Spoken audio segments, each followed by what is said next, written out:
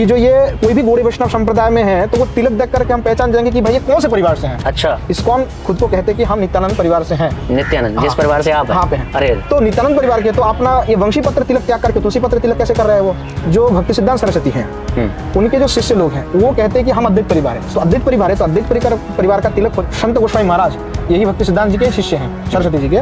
वो अपने पत्रावली में लिखते हैं हम श्यामानंद परिवार के हैं।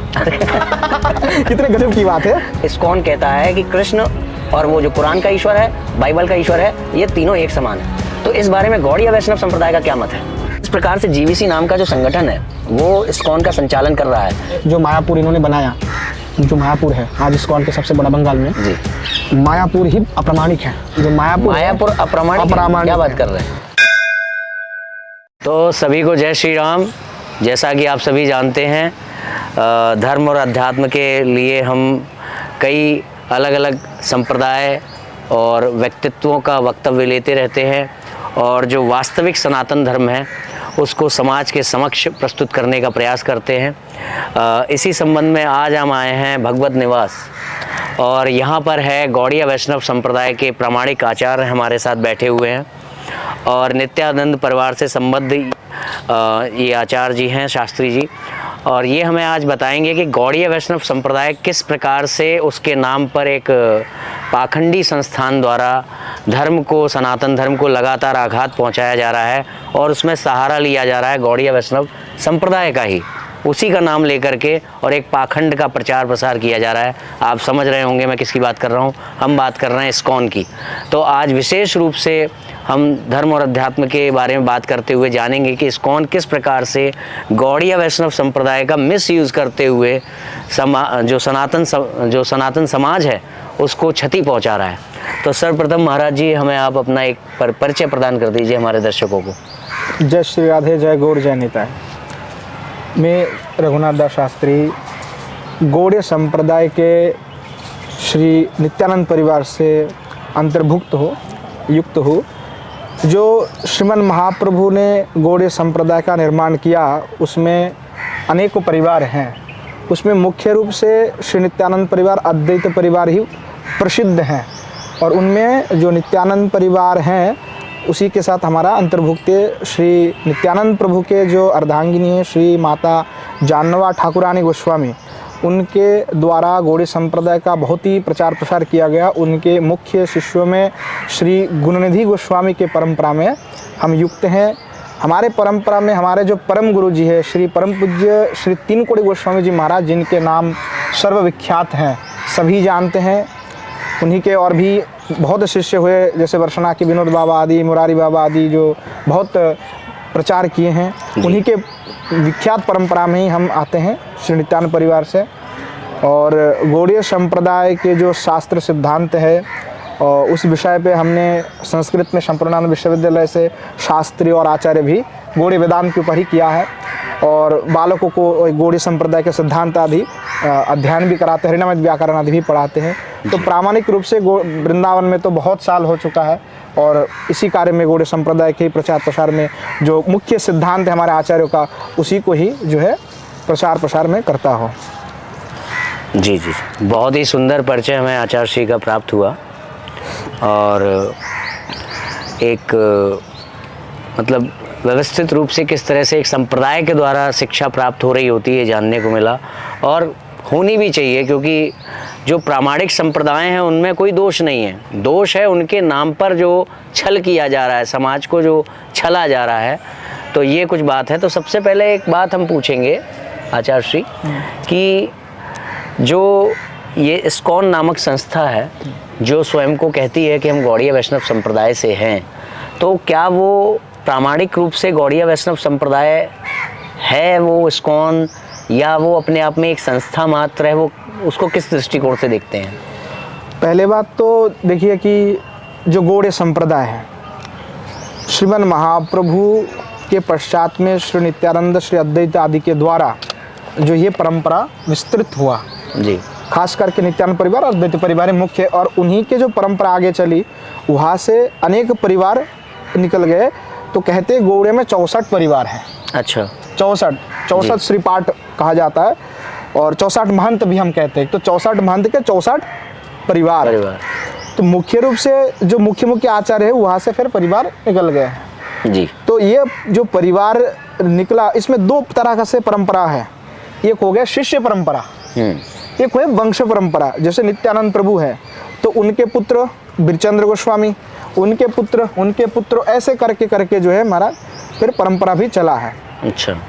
और दूसरा है कि जैसे नित्यानंद प्रभु के शिष्य हैं फिर उनके शिष्य ऐसे करके वंश परंपरा शिष्य परंपरा दोनों ही चला है। वो वंश परंपरा भी शिष्य परंपरा भी है, इससे है दोनों ही। वो वंश परंपरा में भी अगर हमारा अध्ययन आगे बढ़ रहा है तो शिष्यत्व भी मतलब उसमें वंश भी है शिष्य भी है और एक केवल शिष्य परंपरा है। शिष्य परंपरा तो अब ये जो शिष्य परंपरा है उसमें हमारे सिद्ध प्रणाली दिया जाता है। जैसे कोई भी जमीन खरीदने के लिए गया है ना तो रजिस्ट्री करना पड़ेगा और उसमें सब लिखा पड़ा होगा कि आपके ज़मीन का नाप इतने से इतना गज है, इतने बाय इतना है, ये इसका दक्षिण में ये है, पूरा सब डिटेल्स होता है जी। तो जब गौड़ीय संप्रदाय में दीक्षा दी जाती है तो उसको हम सिद्ध प्रणाली कहते हैं जी।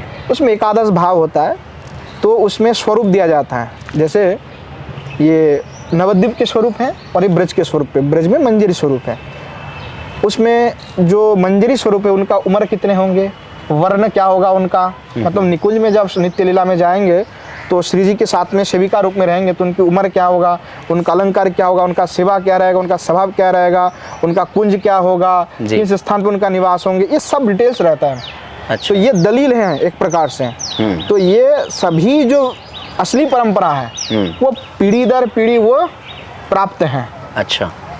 ये डॉक्यूमेंटेड है। अच्छा। हाँ सभी के पास है, जितने मुख्य असली परंपरा है सबके पास ये चीजें हैं। मतलब कि वहाँ जो वैकुंठ लोक में आपको किस तरह का वो जो प्राप्त होता है जो गोलोक में जो हमारा तो भूम वृंदावन में मुख्य मानते हैं। जी। तो जो जावट आदि में फिर शिव जी के साथ में रह करके सेवा करने का सौभाग्य जो मिलेंगे वो सारी चीजें डिटेलिंग में लिखी हुई, ये सारे जितने भी प्रामाणिक होंगे उनमें वो कागज हैं। तो क्या इनके पास कोई कागज नहीं है? अरे उनके परंपरा नहीं है। अच्छा। उनके पास है नहीं।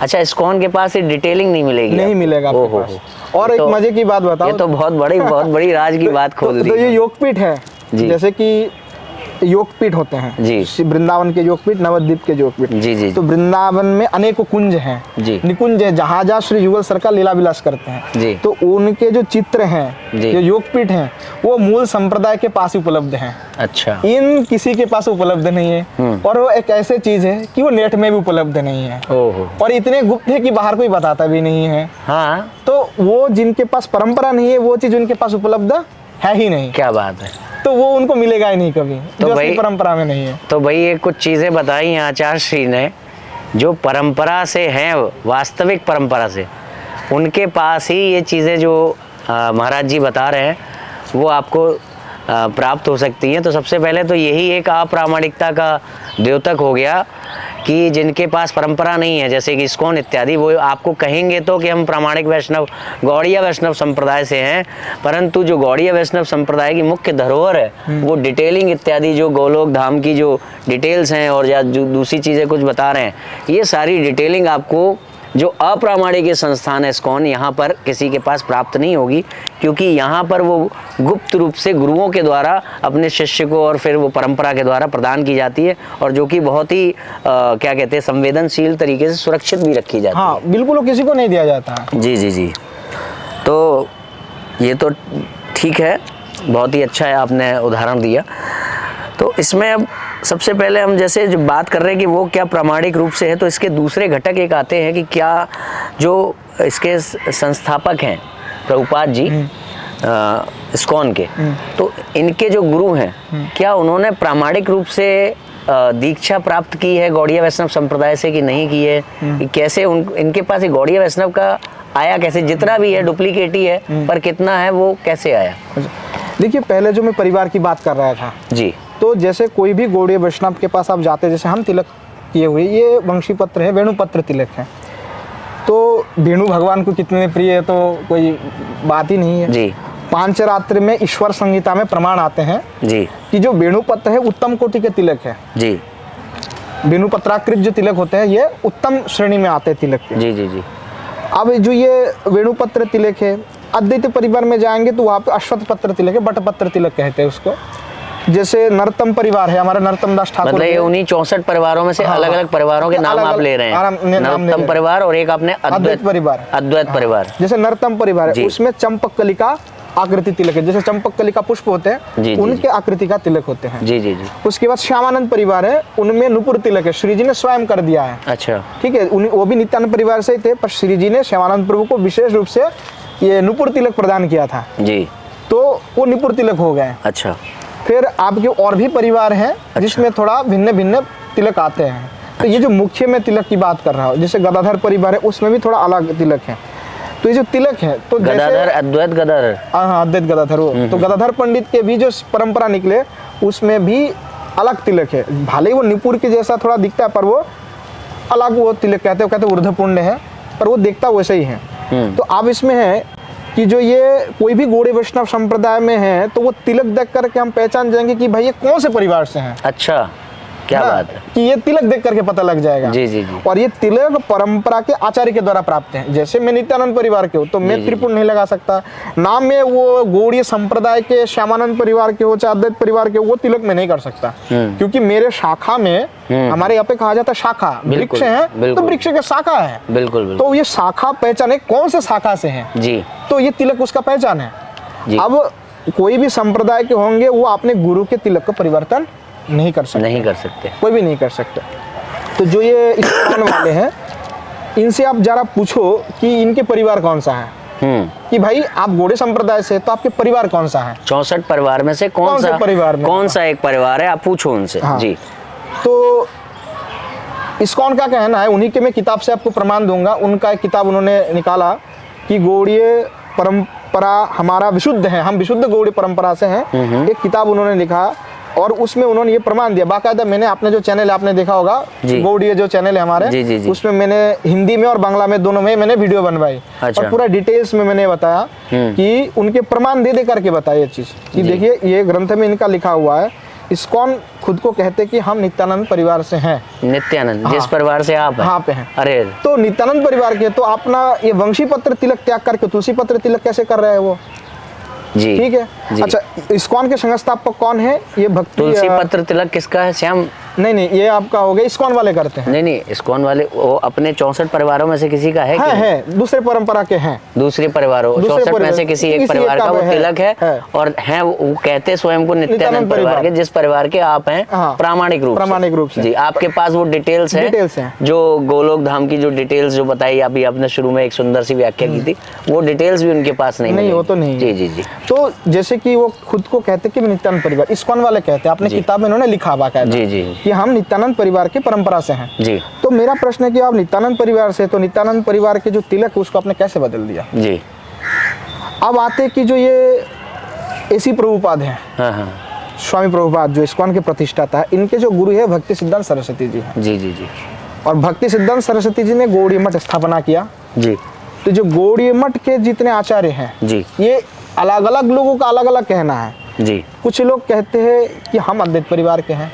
अच्छा, तो अद्वैत परिवार के हैं तो उनका तिलक इस्कॉन के ही लोग खुद कह रहे हैं, इस्कॉन के जो प्रभुपाद हैं, हाँ, उनके जो गुरु भाई लोग हैं, हाँ, क्योंकि इस्कॉन के जो प्रभुपाद है उनका जो गुरु है भक्ति सिद्धांत प्रभुपाद है, हाँ, भक्ति सिद्धांत सरस्वती हैं, हाँ, तो भक्ति सिद्धांत के जो सरस्वती है उसके द्वारा गौड़ीय मठ बनाई गई। तो भक्ति सिद्धांत सरस्वती जी के अलग अलग शिष्य हैं, अलग अलग परंपरा है। भक्ति सिद्धांत के दो मुख्य शिष्य थे, एक सुंदरानंद विद्या विनोद जी थे और दूसरा थे पूरी गोस्वामी महाराज। ये दोनों प्रसिद्ध उनके शिष्य हुए, जिसको हम लेफ्ट राइट हैंड कहेंगे। और जो भक्ति सिद्धांत सरस्वती हैं उनके जो शिष्य लोग हैं वो कहते हैं कि हम अद्वैत परिवार है। सब नहीं कहते हैं, कुछ कहते हैं हम अद्वैत परिवार, जैसे इस्कॉन भी तो वहीं से आया। तो इस्कॉन कहते हैं हम नित्यानंद परिवार हैं।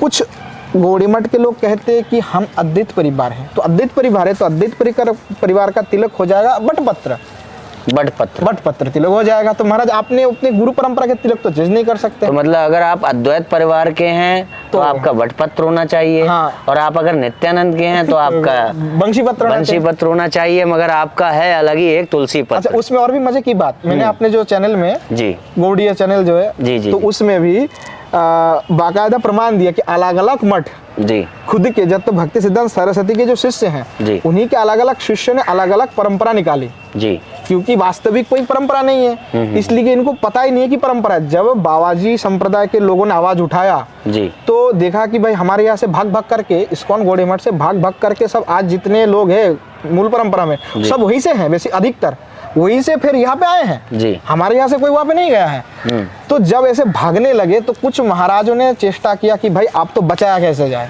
तो उन्होंने परंपरा निकाली। आप देखिए कि 100 साल तो बीत चुका है, अब तो बिखर चुका है। तो जब इन लोगों ने परंपरा निकाला तो आपस में इन लोगों का विरोध हो गया। पुरी के एक मठ है, वो है संत गोस्वामी महाराज, यही भक्ति सिद्धांत जी के शिष्य हैं, सरस्वती जी के।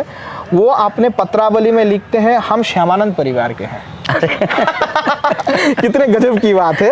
और वो बाकायदा मेरे पास पेपर है। अच्छा। अभी एक सन्यासी जी को मैंने परिवर्तन किया गौड़ी मठ के, तो वो कहते कि महाराज हमको तो ये पता था कि हम बक्रेश्वर परिवार हैं। बताइए, वो कहते कि हम बक्रेश्वर परिवार है महाराज, हमको तो यही पता था। और दूसरा कोई कहते कि भाई हम तो श्यामानंद परिवार के हैं, और कोई ये भी कहता है कि हम नरोत्तम परिवार से हैं। तो हमारा हाँ, ये अलग अलग है, किसी को कोई पता ही नहीं है कि हम कौन से परिवार है। गौड़ी मठ और इस्कॉन खुद ही एक दूसरे से, इन्होंने ऐसी खिचड़ी पकाई है कि उसमें से कुछ भी निकल पाना बड़ा देखिए ऐसा क्यों हुआ, क्योंकि जब आपके पास परंपरा नहीं है तो खिचड़ी पक गया ना। बिल्कुल बिल्कुल।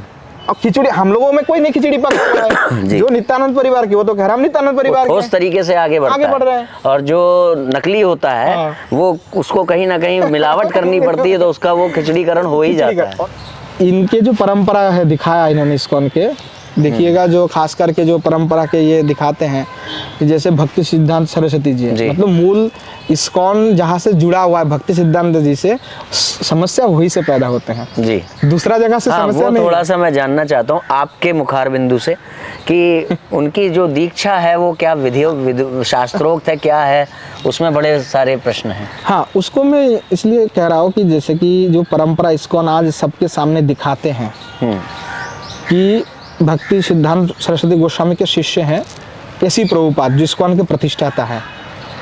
तो भक्ति सिद्धांत जी के गुरु कौन है? गौर किशोर बाबा। अच्छा, हाँ, गौर किशोर दास बाबा जी महाराज। अब देखिए उसके नाम पे पीछे क्या लगा हुआ है? बाबा जी महाराज। बाबा जी महाराज। उनका वस्त्र वो क्या धारण करते थे? जी, सफेद वस्त्र। अच्छा, क्योंकि गौड़ीय में लाल वस्त्र गेरुआ को निषिद्ध किया गया है, नहीं धारण कर सकते आप गेरुआ वस्त्र को, सफेद ही धारण करना है। क्योंकि देखिए संप्रदाय का अलग अलग होता है। जी जी जी। तो मतलब कहते हैं कि भाई हमारा ये सफेद है तो हम सफेद पहनेंगे, सात्विक गुण को धारण करके। अपनी अपनी अनन्यता है। हाँ, अनन्यता विधि के लिए, गुरु के लिए, और मतलब एक पहचान भी तो है कि ये गौड़ीय संप्रदाय है। हाँ, तो सफेद वस्त्र है। बिल्कुल बिल्कुल, ठीक है। यूनिफॉर्म होने की वजह से व्यवस्था सुंदर रहता है। जी जी जी। तो जो गौर किशोर दास बाबा जी महाराज है वो बाबा जी हैं, उन्होंने कोई दंड नहीं लिया, खुद कोई उन्होंने यज्ञोपवीत नहीं धारण किया हुआ है। अच्छा, हाँ, उसमें भाई बाबा जी महाराज कैसे यज्ञोपवीत धारण करेंगे? मतलब सन्यासी थे मगर दंड नहीं था। नहीं, दंड नहीं है। ब्रह्मचारी से सन्यासी हुए थे। हाँ, ब्रह्मचारी से। उस समय यज्ञोपवीत रहा होगा कभी सन्यास से पहले? अब वो तो पूर्व, क्योंकि आप आजकल तो परंपरा खंडित वगैरह भी हो गए हैं। बंगाल में तो आजकल यज्ञोपवीत बहुत कम लोगों का होता है। अच्छा अच्छा। तो जी, तो उनके पास ना दंड था उस समय, और ये सब सन्यास वाली जो ये सब चीजें होती ये नहीं थी। फिर आगे देखिए हमारे गौड़ीय संप्रदाय में जब सन्यास हो जाते हैं तब तो ये गुप्त वगैरह सब परित्याग हो जाता है, उसका तो कोई सिस्टम ही नहीं, परमांश है। बिल्कुल। तो बाबा जी महाराज हमारे यहाँ पे बेशास्त्र होते हैं, बाबा जी महाराज बना जाते हैं, इसको हम भेक बोलते हैं। एक ग्रंथ भी आता है भेका आश्रय विधि, जो हमारा आचार्य के द्वारा लिखित है वो। अच्छा। तो वो बाबा जी परंपरा के थे। तो जो गौर किशोर बाबा है वो अद्वैत परिवार से थे। अच्छा, अद्वैत परिवार से हैं। तो जो अद्वैत परिवार के तिलक कौन सा? बटपत्र तिलक। जब वो जीवित थे तो बटपत्र ही तिलक करते थे। अच्छा।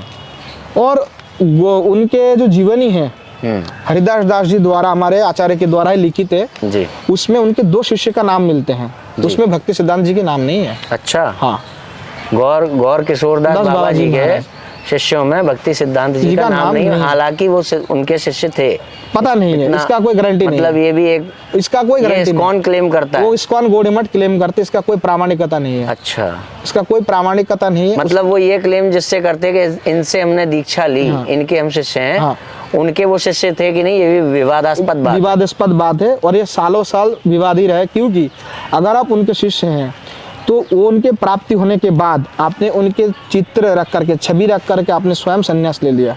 आपने कोई यज्ञ हवन आदि कुछ भी नहीं करवाया और स्वयं ही आपने संन्यास लिया। जी। कहा कि सपना आदेश हुआ और इसलिए हमने गुरु जी के चित्र रख करके संन्यास ले लिया। क्या गुरु का चित्र सामने रख करके संन्यास ले लेना कोई शास्त्र सिद्ध बात है? बिल्कुल सिद्ध, शास्त्र सिद्ध बात नहीं है जी। अब उसके बाद देखिए, इसमें तो ये भी हो सकता है ना कि कोई वैसी शक्ति, नकारात्मक शक्ति भी आपको स्वप्न दे सकती है, कुछ राक्षसी कार्य के लिए आपको प्रवृत्त कर सकती है। वो कर सकते हैं, बिल्कुल कर सकते हैं। तो आपको पता करने के लिए किसी प्रामाणिक दूसरे आचार्य के पास जाना होगा कि मुझे जो स्वप्न प्राप्ति हुई है वो सही है कि नहीं, गलत है, उसको वेरीफाई कराना आवश्यक होता है प्रामाणिक आचार्य से। देखिए उसके बाद देखिए कि खुद आपके गुरुजी जो जीवित रहते हुए बटपत्र तिलक करते थे जी, उस तिलक को आपने परिवर्तन किया, तो क्या यह अपराध नहीं है? बिल्कुल। आपके गुरुजी तो सफेद वस्त्र पहनते थे, आपको कहाँ से गेरुआ मिल गया? जी। आपके गुरुजी के पास तो कोई दंड धारण नहीं थे, आपने त्रिदंड कहाँ से मिल गया आपको? बिल्कुल। आपके गुरु में तो यज्ञोपवीत नहीं थे, क्योंकि बाबा जी सन्यासी में तो यज्ञोपवीत होता ही नहीं है। उन्होंने यज्ञोपवीत भी कर लिया। हाँ, उन्होंने खुद ही यज्ञोपवीत कर लिया। दंड संन्यास लिया या मतलब पहले यज्ञोपवीत? यज्ञोपवीत तो उन्होंने पहले किया हुआ था। अच्छा। पर सन्यास के समय तो यज्ञोपवीत उतार दिया जाता है ना भाई। उन्होंने नहीं उतारा ना, उनके सन्यास होते यज्ञोपवीत रहता है। अच्छा, उन्होंने सन्यास के बाद भी यज्ञोपवीत उतारा नहीं? नहीं नहीं नहीं, बिल्कुल नहीं। तो ये तो काफी मतलब अलग बात दिखाई दे रही है। हाँ जी। तो उसके बाद देखिए उन्होंने ये कार्य किया तो वहां से समस्या उत्पन्न होता है। कुल मिलाकर के अगर देखें कि जिनको वो भक्ति सिद्धांत जी का गुरु बता रहे हैं वो अद्वैत परिवार के हैं, और भक्ति सिद्धांत जी को जो लोग अपना गुरु बता रहे हैं वो नित्यानंद परिवार का स्वयं को कह रहे हैं, पहली बात। दूसरी बात, वो जो टीका लगाते थे अद्वैत परिवार वाले जो गौर किशोर दास जी बाबा जी, उनका ना तो इनके पास टीका आया है ना, अद्वैत परिवार के थे तो अद्वैत परिवार का टीका ना होकर के स्वयं उन्होंने तिलक बनवा लिया। नित्यानंद परिवार नहीं, नित्यानंद परिवार का भी नहीं, वो कहते हैं स्वयं। और उसमें भी जो भक्ति मतलब नित्यानंद परिवार का टीका भी नहीं है ये ना, भक्ति सिद्धांत जी के शिष्य हैं। हाँ। उनमें खुद ही अलग अलग बातें हैं। कोई कहता है कि हम श्यामानंद परिवार से, कोई कहता है नरोत्तम से, कोई कहता है नित्यानंद से, कोई कहता है अद्वैत से। अच्छा। अब उन्होंने तिलक जो है अपना स्वतंत्र बनाया, तुलसी पत्र, और उनमें भी आपको ऐसा चित्र मिल जाएगा भक्ति जो स्वामी प्रभुपाद है उनके, कि वो खुद नित्यानंद परिवार के जैसे तिलक लगा रहे हैं, क्योंकि उनको कोई पता ही नहीं है, एक जो मन में आ रहा है जैसा तिलक लगा रहे हैं। प्रामाणिक रूप से नहीं है, नहीं है। फिर साथ ही साथ हमने ये देखा कि क्या कहते हैं, उनके पास जो सन्यास था उसमें दंड नहीं था, है ना, और जनेऊ तो खैर त्याग ही दिया जाता है जब सन्यास लिया जाता है, मगर इससे इतर पहली बात तो ये सन्यास स्वयं ले रहे हैं अशास्त्रीय विधि से, ऐसा कोई शास्त्रीय विधि है ही नहीं, उस पर हम ये बात करेंगे। मगर अगर ले भी रहे हैं तो इन्होंने दंड कहाँ से आ गया, और इन्होंने अपना जनेऊ क्यों नहीं त्यागा, इनके पास गेरुआ वस्त्र कहाँ से आ गए, ये बात हो जाती है। हाँ, और सबसे बड़ी बात है कि जब गुरुजी प्राप्ति हो गए तब जाकर के अपने तिलक परिवर्तन कर लिया। अगर आपके गुरुजी जीवित होते हैं तो क्या वो इसको मान लेते हैं जी कि आप अपने तिलक को, परंपरा का आचार्य के तिलक को आपने परिवर्तन कर दिया? गुरु के ना होने की स्थिति में एक अब वो है गुरु विरोध, गुरु विरोध उन्होंने कर लिया। अच्छा, इसमें एक मैंने अभी देखा था, कुछ दिनों पूर्व हमने देखा था कि कहीं पर दंड संन्यास दिया जा रहा है, तो वहाँ काफी शास्त्रीय विधि का आडंबर दिखाया जा रहा है, वो थोड़ा सा उसमें बताइए। देखिए विधि का, शास्त्र का आडंबर जब भक्ति सिद्धांत जी ने लिया, स्वयं खुद संन्यास दिया खुद को, तो उस समय में क्या इतने आडंबर किया उन्होंने? कुछ भी नहीं किया। तो आज ये जो हवन करा करके, यज्ञ करा करके फलाना, गौड़ीय संप्रदाय में कोई हवन की विधि नहीं है। जो गृहस्थ हैं उनके लिए केवल मात्र विवाह आदि इत्यादि जो भी श्राद्ध आदि कार्य होंगे उस समय में हवन आदि होगा, परंतु जो विरक्त संत सन्यास है उनमें टोटल हवन निषिद्ध है, वो हवन आदि नहीं होता है यहाँ पर। सीधी सी स्पष्ट बात है वहाँ पे। अब आजकल कोई लोग कर रहा है तो उससे हमें कोई मतलब तो नहीं। ये इस्कॉन जब ये मानता है कि किसी ने स्वप्न में आदेश कर दिया उसको दंड संन्यास दिया जा सकता है, तो उसको फिर ये आडंबर करने की, दिखावा करने की आवश्यकता क्यों पड़ रही है? ये प्रतिष्ठित करना चाहता है ना अपने आप को, ये तो अपने आप को प्रतिष्ठित करना चाहता है शास्त्रोक्त के हम बहुत शास्त्रोक्त हैं, हम प्रामाणिक हैं। अच्छा, मैं इसमें एक प्रश्न करना चाहूँगा कि जैसे आपने इसको मान लिया कि हमको स्वप्न आया, तो क्या किसी और को स्वप्न आ जाएगा? नहीं, वो तो बिल्कुल नहीं मानेंगे, क्योंकि ये ही सिद्ध है। देखिए भक्ति सिद्धांत सरस्वती का जो प्रॉब्लम है ना, कहाँ से स्टार्ट होता है, थोड़ा सा उसका पर जाते हैं जी। जो भक्ति सिद्धांत सरस्वती जो परंपरा गौड़ीय मठ इस्कॉन दिखाते हैं जी, उसमें दिखाते भक्ति सिद्धांत के गुरु गौर किशोर बाबा है, और गौर किशोर बाबा के गुरु कौन है? भक्ति विनोद ठाकुर दिखाते हैं।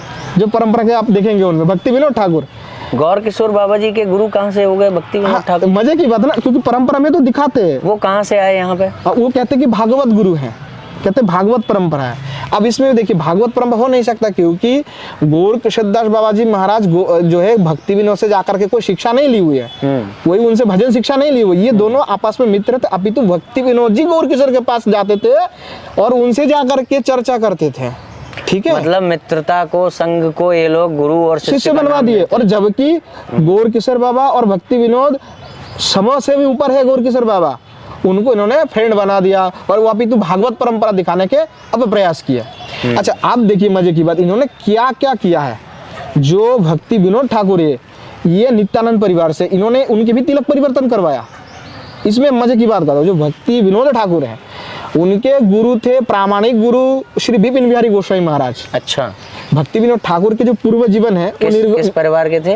वो है नित्यानंद परिवार के। अच्छा, जो भक्ति विनोद ठाकुर के पूर्व जीवन है वो अलग है, पर जब वो प्रामाणिक गौड़ी संप्रदाय से जुड़े फिर उनका सिद्धांत बदला। जी जी। खुद उन्होंने अपने जीवन पे लिखा कि मैं अपना पूर्व जीवन को भूलना चाहता हूँ। जी जी जी। तो जब वो प्रामाणिक परंपरा के आचार्य से जुड़े उस समय में जो विपिन बिहारी गोस्वामी जी थे उनसे दीक्षा ले। तो विपिन बिहारी गोस्वामी कौन है? जो विपिन बिहारी गोस्वामी जी हैं वो हमारे श्री रामाई ठाकुर यानी जानवा माता के ही शिष्य जी, उन्हीं के परंपरा में दीक्षित थे। ये जो विपिन बिहारी गोस्वामी नित्यानंद परिवार के जो भक्ति विनोद ठाकुर है, भक्ति विनोद ठाकुर के काफी शिष्य थे। भक्ति विनोद ठाकुर के जो 14 बच्चे थे उसमें विमला प्रसाद, जिनका नाम बाद में भक्ति सिद्धांत सरस्वती प्रभुपाद पड़ा, और उनके दूसरा भाई था ललिता प्रसाद, जो भक्ति विनोद ठाकुर के शिष्य भी हैं और पुत्र भी हैं। ओ, अब ललिता प्रसाद, ये जो भक्ति सिद्धांत परंपरा के लोग हैं, ये कहते हैं कि भक्ति विनोद ठाकुर के साथ विपिन बिहारी का कोई विरोध हो गया, जिसके कारण भक्ति विनोद जी ने विपिन बिहारी को परित्याग कर दिया, गुरु त्याग कर दिया। इसलिए ये लोग भक्ति विनोद ठाकुर के तिलक को भी परिवर्तन कर दिया, तुलसी पत्र लगा दिया। भक्ति विनोद जी ने जब उनको अपने से हटा दिया अलग, तो फिर वो किस तरह से अपने आप को प्रामाणिक? देखिए तो मजे की बात यही पे है। तो इन्होंने प्रचार किया जी भक्ति सिद्धांत सरस्वती जी ने कि भक्ति विनोद ठाकुर ने विपिन बिहारी गोस्वामी को परित्याग कर दिया है। अरे, ऐसा बोला इन्होंने। अब देखिए, जो भक्ति विनोद ठाकुर के शिष्य थे बहुत सारे, जो भक्ति तीर्थ आदि ठाकुर हुए, और खास करके ललिता प्रसाद, उनके पुत्र भी और शिष्य भी हैं। तो ललिता प्रसाद के भी शिष्य परंपरा चला है, वो अभी वीरनगर में है, बंगाल में। वो जो असली परंपरा है भक्ति विनोद जी के, वो कहते कि नहीं, हमारे भक्ति विनोद ठाकुर ने कभी भी विपिन बिहारी गोस्वामी को परित्याग नहीं किया।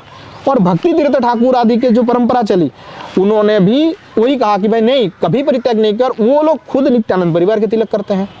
बताइए, और इधर ये लोगों ने अपने भक्ति सिद्धांत जी ने उनके तिलक को चेंज कर दिया और ये कह दिया विपिन बिहारी को परित्याग कर दिया। जबकि असली जो मतलब जो विमला दो और हैं वो कह रहे हैं कि नहीं किया, और वो भी विमला प्रसाद जी के भाई है, अपना सगा भाई ललिता प्रसाद, और वो भी भक्ति विनोद के शिष्य भी है और पुत्र भी है, और उनके परंपरा अभी भी चल रहे हैं। और वो इस बात पे अड़े हुए और बिल्कुल नहीं मानते प्रामाणिक इनको, कहते कि नहीं, विपिन बिहारी गोस्वामी को कभी भी भक्ति विनोद जी ने परित्याग नहीं किया। सिद्धांत सरस्वती की प्रामाणिकता यहाँ भी भंग हो गई। हाँ, बिल्कुल भंग हुआ उनका कहना, क्योंकि उनके साथ कई 2 अन्य लोग जो प्रामाणिक हैं, उनके खुद भाई भी खुद क्लेम कर रहे हैं, उनके खुद, और यहाँ पे भंग हो गई जो उन्होंने गौर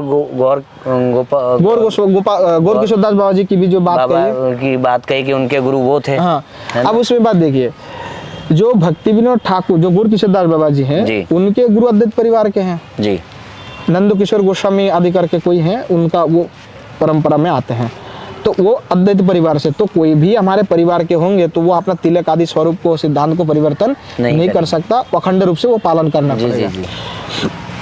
अब इसके बाद इन्होंने दिखाया कि भक्ति विनोद जी के गुरु जी हैं क्या, जगन्नाथ दास बाबा जी महाराज। भक्ति विनोद जी के गुरु बना दिए जगन्नाथ दास बाबा जी महाराज। तो जगन्नाथ दास बाबा जी जो महाराज, उनके वास्तव में गुरु कोई और है, विपिन बिहारी गोस्वामी है, विपिन बिहारी जो नित्यानंद परिवार से हैं, जिनका परित्याग दिखा रहे हैं। ये लोग कह रहे परित्याग कर दिया, पर असली में कोई परित्याग नहीं हुआ। अरे दादा। अच्छा, अब जगन्नाथ दास बाबा जी जो महाराज है, वो भी बाबा जी है।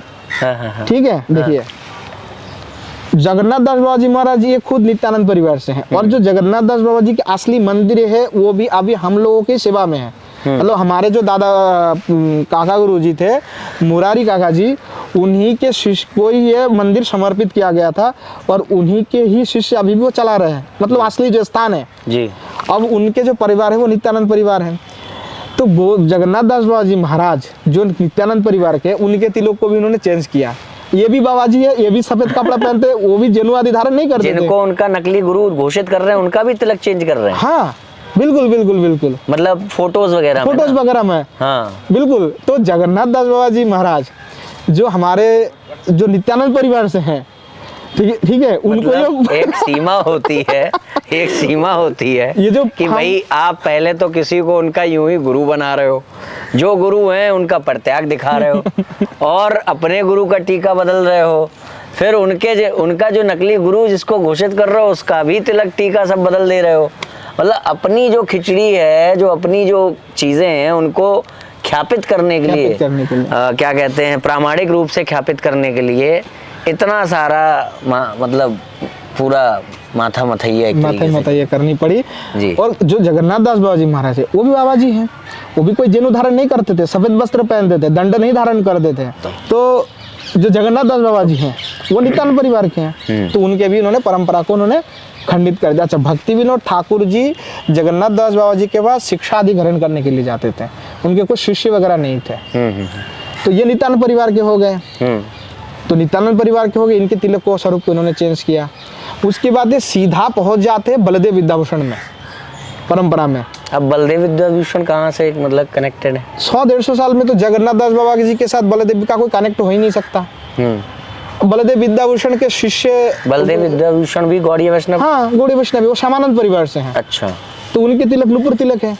अच्छा, इन्होंने बाकायदा श्यामानंद प्रभु के तिलक का परिवर्तन किया था। ये लेकर के मैंने बहुत लेख किया था, लिखा था कि ये आपने श्यामानंद प्रभु के तिलक परिवर्तन कर दिया, तिलक परिवर्तन कर दिया, क्योंकि इन्हें भक्ति सिद्धांत को दिखाना था, भक्ति सिद्धांत को प्रामाणिक दिखाना था। और बलदेव विद्याभूषण को भी इन्होंने तिलक परिवर्तन किया। हाँ, सबका जितने आचार्य हैं, षड्गोस्वामी कुछ चित्र हैं, जो हमारे षड्गोस्वामी रूप सनातन आदि के जो चित्र है, बाकायदा इन्होंने उस चित्र में सबका जनेऊ लगाए हुए हैं।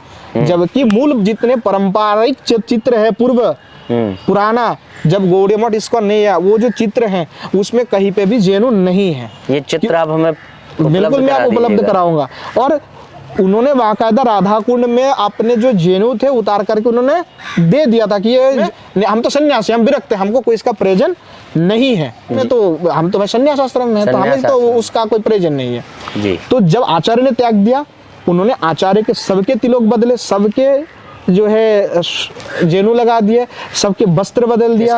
इस्कॉन ने। अच्छा, ये लोग जो वैष्णव अपराध की बात करते हैं, आप सोचिए कितने बड़े वैष्णव अपराधी है। आपने गुरु की तिलक बदलवाया, स्वरूप बदलवाया, आपने पूर्व आचार्य के तिलक स्वरूप को बदलवाते हैं और इनको कोई अपराध की बोध नहीं होती है। तो मैं तो इनको समझता हूँ, इनके विवेक इतना मर चुका है, अपराध से इतना ये लोग ग्रस्त हैं, इतने अपराध कर चुके कि विवेक इनकी मर चुका है, जिसके कारण अपराध का बोध नहीं हो रहा है। जब व्यक्ति अपराध करने लग जाता है, पाप करने लग जाता है, तो उसकी बोझ में इतना वो दब जाता है कि उसको पता ही नहीं लगता कि मैं अपराध कर रहा हूँ।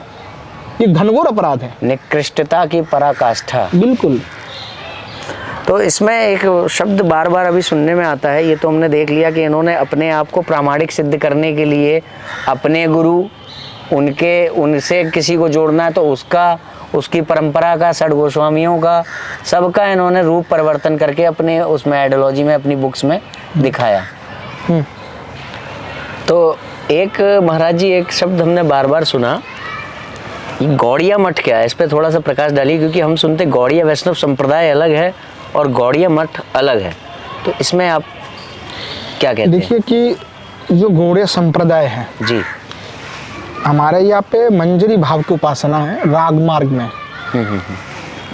एक हो गया विधि मार्ग, एक हो गया राग मार्ग। जो लोभ जिसको हम कहते हैं, भगवान की सेवा का लोभ, उससे ये राग मार्ग में लोग आगे बढ़ जाता है जी। और विधि मतलब केवल विधि, हम पूजा सेवा अर्चना आदि करेंगे, कोई भाव का आश्रय नहीं है, बस सेवा करते जा रहे हैं ठाकुर जी की। अच्छा। विधि के हिसाब से। और एक हो गया लोभ वशीभूत होकर के आगे सेवा करना जी। तो मुख्य जो संप्रदाय है उसमें सिद्ध जो प्रणाली है वो देते हैं। फिर उनमें जो है मंजरी भाव की उपासना है, परंतु जो गौड़ीय मठ है उसमें ये सब नहीं है। अर्थात महाप्रभु ने जो हार्दय दिया, महाप्रभु, एक चैतन्य चरितामृत के एक पंक्ति है अंतरंग भक्त सने करे रसास्वादन, बहिरंग भक्त सने करे हरिनाम संकीर्तन। जो महाप्रभु है, जो बहिरंग भक्त है, उनके साथ महाप्रभु केवल हरिनाम संकीर्तन ही करते हैं। अच्छा, जो अंतरंग है उनके साथ रसास्वादन कर रहे हैं। जो बाहर से भक्त हैं उनके साथ केवल संकीर्तन, हाँ और जो अंदर से भी भक्त हैं उनके साथ जो है हाँ मतलब अंतरंग हाई लेवल जिसको हम कहते हैं, रसास्वादन। रसास्वादन कर रहे हैं। जी तो मुख्य जो महाप्रभु का भाव है कि जी श्री युगल सरकार की उपासना है और श्री जी की राधा दास्य जिसको कहेंगे हम, कहते हैं राधा दास्य, श्री जी की दासी होना, वो भाव लेकर के सेवा करना। तो ये मूल गौड़ीय संप्रदाय के ये सिद्धांत पे चलते हैं। अच्छा, और वहाँ पे विधि भक्ति लेकर के वो लोग चलते हैं, उसमें ये सब कोई नहीं नहीं है। ऐसा कुछ सुनने में आया था, गौड़िया मठ नाम से एक अलग से संस्था बना ली गई है जो हाँ वो तो अलग मत, वो तो हमने बता ही दिया कि जो परंपरा जब उनका है नहीं, हाँ। एक्चुअली जो भक्ति सिद्धांत इन्होंने है, मतलब अपना एक गौड़िया मठ नाम से एक संस्था डाल दी जिसको कि हम अपने हिसाब से चला सकते। देखिए जो गौड़ीय मठ है ये भक्ति सिद्धांत सरस्वती जी ने बनवाया। जी तो जो सरस्वती जी है उनका तो गुरु परंपरा ही क्लेम नहीं हो रहा है, जी उनका तो परंपरा ही नहीं है, जी वो तो खुद से ही उन्होंने बनवा लिया, खुद से उन्होंने जो है बनवाया। अब देखिए मजे की बात, जो भक्ति सिद्धांत सरस्वती जी है उनके जो दो मुख्य शिष्य थे, पूरीदास और सुंदरानंद विद्या विनोद, ये दोनों बाद में खुद असली संप्रदाय से दीक्षा ले लिए। जब भक्ति सिद्धांत जी प्राप्त हो गए उससे पहले समस्त मठ का उत्तराधिकारी पूरीदास जी को करके गए थे। बाद में पूरीदास जी को जब पता चला कि ये तो यहाँ पे परंपरा ही नहीं है, क्योंकि वो बहुत बड़े विद्वान थे, और सुंदरानंद विद्या विनोद जी वो भी गौड़ीय मठ के जितने भक्ति सिद्धांत जी के शिष्य थे, और सुंदरानंद विद्या विनोद जी इन्होंने भी गौड़ीय मठ के लगभग सबसे अधिक ग्रंथ इन्होंने और पूरीदास जी ने छपाया। और सुंदरानंद विद्या विनोद जी ने भी बाद में नित्यानंद परिवार से दीक्षा ले लिया, वो भी उधर से इधर आ गए। हाँ इधर से परंपरा नहीं थे। अच्छा, इसी के कारण से आ गए। अच्छा, और आज तो बहुत लोग ऐसे आज आ जाते। तो जो भक्ति सिद्धांत जी ने जो गौड़ीय मठ बनवाया वो बाबा जी के विरोध में, उनका ये कहना था कि जो कुटिया में भजन करते हैं निष्किंचन होकर के, ये कपट है। वो कहते थे कि बाबा जी के संग नहीं करना चाहिए, बाबा जी स्त्री संगी होते हैं। बाबा जी यानी कि जो मूल परंपरा के जो सन्यासी हैं, अच्छा, उनको ये सब कहते थे। ये सब कह करके उन्होंने अपना संप्रदाय बनवा लिया, मतलब अपना एक अलग बनवा तैयार कर लिया, जबकि बाबा जी के साथ नहीं रहना चाहिए। जबकि उनके गुरु खुद बाबा जी हैं। जब वो कहते कि मेरे गुरु जी हैं, तो उनके जो गुरु जी वो खुद ही बाबा जी हैं, गौर किशोर बाबा जी है। तो जब कहते तो कहते कि दुनिया में दो ही बाबा जी शुद्ध थे और बाकी कोई शुद्ध नहीं था। तो जो उनके साथ में है वो ठीक मतलब है, ये गौर किशोर बाबा जी जो है वो शुद्ध थे, क्योंकि बाकी उस समय में और कोई शुद्ध नहीं था। जबकि गौर किशोर दास बाबा जी सिद्धांतों के किसी पर भी कोई भी आक्षेप लगा देते, हर आक्षेप लगा देते हैं। जी जी, तो वो अलग उनका संस्था हो गया, वो मूल गौड़ीय संप्रदाय से उसका कोई लेना देना नहीं है, एक संस्था है वो गौड़िया मठ नाम से। और जो भक्ति सिद्धांत जी जब वृंदावन में आए थे, तो जो हमारे जी जब भक्ति सिद्धांत से वृंदावन में आए थे, जो श्री पंडित बाबा से जब मिले थे, तो उस समय में पंडित बाबा ने उनको पूछा था कि तुम्हारा गुरु कौन है? तो कहा कि गौर किशोर बाबा है। तो बोला तुमने गौर किशोर का तुमने तिलक कैसे परिवर्तन कर लिया, कैसे लाल कपड़ा, कैसे दंड ले लिया? तो उन्होंने बताया कि मैंने गुरुजी के फोटो रख करके मैंने दीक्षा लिया। तो उन्होंने वहां से भगा दिया उनको, बोला जाओ यहाँ से तुम। अरे ये बाकायदा प्रूफ है, मैं आपको किताब दूंगा जहाँ पे ये सब मेंशन है। अच्छा, और वो उस समय में जो बाबा जी महाराज के सेवक थे उन्होंने खुद ये बताया घटना। ये प्रूफ भी आप हमें उपलब्ध करा दीजिएगा। बिल्कुल, मैं आपको प्रूफ कि भक्ति सिद्धांत जी जब गए थे पंडित बाबा से मिलने, तो उन्होंने पूछा कि तुम्हारे गुरु कौन है? तो उन्होंने बताया कि ऐसे हैं। तो उन्होंने कहा टीका तो उनका ये है। तो उन्होंने कहा टीका मैंने बदल लिया है और मैंने जो है संन्यास भी उनकी फ़ोटो से कर लिया है। तो उनको वहाँ से भगा दिया था उन्होंने, पंडित बाबा जी ने। तो ये भी एक जानने योग्य विषय है। अच्छा, ये हमने काफ़ी बात कर ली कि दीक्षा जो उनकी शास्त्रोक्त थी कि नहीं थी। अभी हम लोग एक तथ्य पर बात कर रहे हैं, एक सिद्धांत पर, कि जैसे एक संप्रदाय से अनेक लोग दीक्षित होते हैं, तो क्या वो सभी दीक्षित लोग कहीं पर भी जाके परंपरा की तरफ से कि उसका प्रामाणिक मैं वक्ता हूँ और मैं अधिकृत वक्ता हूँ और मैं जो है आपको उस परंपरा के सिद्धांत बता रहा हूँ, भले ही मेरे सिद्धांत वो जो मेरे से पीछे वाले लोग हैं उनके विरुद्ध हो, तो क्या ये किया जाना उचित है? मैं एग्जाम्पल के तौर पे समझा दूं, जैसे कि मैं अगर इस्कॉन से दीक्षित हो जाता हूं और फिर जाकर के कहीं पर भी इस्कॉन के नाम से शिक्षा प्रसारित करने लगूं कि मैं भैया इस्कॉन से जुड़ा हुआ व्यक्ति हूं और इस्कॉन की शिक्षाओं के विरुद्ध शिक्षा देने लगूं और ये कहते हुए कि इस्कॉन के बारे में मैं सही बात कर रहा हूं, तो क्या ये उचित है? क्योंकि यहाँ पर यही दिखाई दे रहा है, जैसे कि गौड़िया वैष्णव संप्रदाय से हैं हम, मगर गौड़िया वैष्णव संप्रदाय के विरुद्ध जाकर के, गुरुओं के विरुद्ध जाकर के आचरण कर रहे हैं, शिक्षाएं दे रहे हैं, मगर स्वयं को कह रहे हैं कि हम उन्हीं के वो हैं।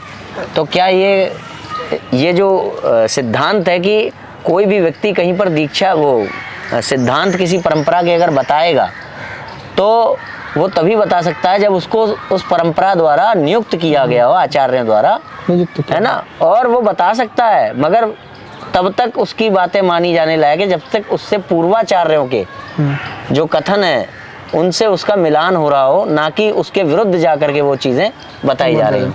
तो इसमें आप क्या कहते हैं? देखिए, जैसे गौड़ संप्रदाय है, कोई भी संप्रदाय के, तो जब संप्रदाय से दीक्षा लेते हैं तो संप्रदाय का केवल कह सकता है कि मैं गौड़ संप्रदाय से हूँ, इसमें ये सिद्धांत है, आप भी हरिनाम करो आपका कल्याण होगा जी। परंतु फिलोसॉफिकल जो सिद्धांत हैं, जो परंपरा से क्या आचार्य का सिद्धांत है, वो वही बता सकता है जो गौड़ी संप्रदाय के द्वारा, आचार्य के द्वारा जो प्रतिनिधित्व रूप में उनका अधिकार दिया गया हो कि आप गुरु पद में जिनको बैठाया गया हो, बिल्कुल बिल्कुल, जिनको अधिकृत किया गया हो शिष्य के गुरु के द्वारा। जैसे इस्कॉन भी अभी ये कर रहा है कि वो चुन रहा है कि कौन गुरु शिष्य बना सकता है, कौन नहीं बना सकता। हाँ। तो जब वो ये खुद तय कर रहा है कि हमारे यहाँ के गुरु कौन होंगे, तो वो कैसे गौड़िया वैष्णव संप्रदाय का गुरु खुद बन गया? हाँ। वो भी विरोध करते हुए। हाँ, वही तो देखिए, कोई भी तो अपना संप्रदाय का ऐसा प्रचार नहीं कर सकता ना जी। लेकिन वो प्रचार कर सकता है कि गौड़ संप्रदाय का आप भी हरिनाम करो, हम भी संप्रदाय से आप जोड़ना चाहते हो, कोई प्रामाणिक आचार्य के पास नहीं जा सकते। हाँ, प्रामाणिक आचार्य के पास आप लाओ, फिर आपको सिद्धांत। देखिए, जो इसने अध्ययन नहीं किया, जो आचार्य के ग्रंथ नहीं पढ़े, उसको क्या पता कि संप्रदाय के क्या सिद्धांत हैं? अभी किसी जो भी प्रचार करने वाला है उनसे जाके पूछ लो कि गौड़ संप्रदाय के प्रमाण क्या है जी, कितने प्रमाण गौड़ संप्रदाय के आचार्य मानते हैं जी, कि भाई प्रत्यक्ष मानते हैं, कि अनुमान मानते हैं, कि उपमान मानते हैं, कि अर्थापत्ति मानते, क्या मानते हैं? कितने प्रमाण गौड़े में स्वीकार्य हैं? जी। साधारण लोगों को पता ही नहीं है कितने प्रमाण है। तो जब आपको खुद ही नहीं पता ये सारे चीज, तत्व का ज्ञान नहीं है, तो वो प्रचार नहीं कर सकते। कोई भी उत्पाटांग कोई आकर के जुड़ जाए, अभी देखिए जिनका दीक्षा नहीं हुआ, जिनको शास्त्र का ज्ञान नहीं है, वो आकर के खुद कह रहा है कि मैं अभी प्रचार करूंगा, खुद में ज्ञान दे रहा, जबकि उनका कोई दीक्षा भी नहीं हुई है। क्लासेस चला रहे हैं। हाँ, क्लासेस चला, जब उनको खुद दीक्षा नहीं हुआ। एक बिजनेस मॉडल दे दिया है ना समाज को। बस बस बस बस जी।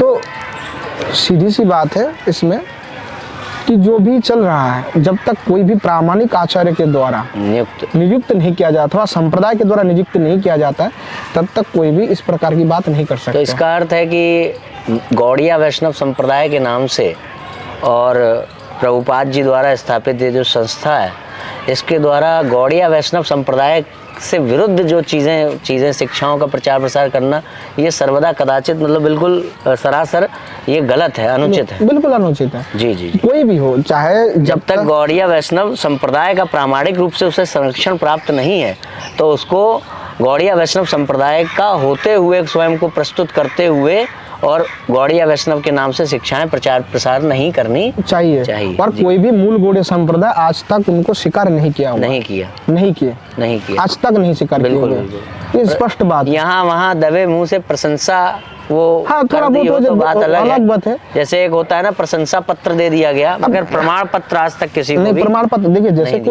कोई मेरे पास आ जाता है आज उठ करके, तो क्या मैं उसको मारने के लिए दौड़ूंगा? भाई मैं तो, हम लोग सभी समदर्शी है, साधु है, तो कोई भी हमारे साथ मिलने के लिए आएगा तो हम कहेंगे ठीक है महाराज जी। मेरे पास भी आते हैं बहुत सारे, बहुत संप्रदाय के लोग आते हैं, बहुत परंपरा के लोग आते हैं, सबके हाथ हम जोड़ते भी है, हम घर पे बैठाते भी है, भजन भी कराते हैं, कोई दिक्कत नहीं है। परंतु जब सिद्धांत की बात आएंगे, प्रामाणिकता की बात आएगा, लिखित में जब बातें होंगे, तब वो स्वीकार्य नहीं होता है। ये जो गौड़िया वैष्णव संप्रदाय है, ये अपना स्वयं को कितना मध्वाचार्य जी से संबद्ध मानता है? क्योंकि ये स्वयं को, जब बात आती है हमारी परंपरा से आ रहा है, तो ना तो गौड़िया वैष्णव से संबद्ध है और ना ही मध्वाचार्य से संबद्ध, मगर वो रखता ऐसे है जैसे उनसे ज्यादा प्रामाणिक कोई है नहीं।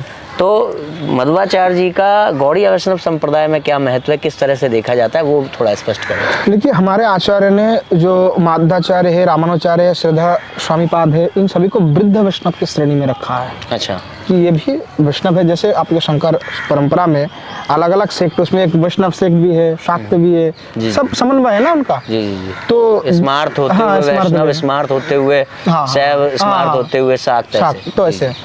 तो श्रद्धा स्वामी तो वैष्णव सेक्ट से आते हैं, उनको मानते हैं हमारे संप्रदाय के। तो वृद्ध होते हुए वैष्णव है जी। तो जो वृद्ध वैष्णव के श्रेणी में इनको रखते हैं। अच्छा। तो जो माध्य संप्रदाय है, उसी से जो हमारे माधवेंद्रपुरी हैं, वहां से फिर मंत्र आए हैं। मंत्र आया, मंत्र केवल गोपाल मंत्र। अच्छा।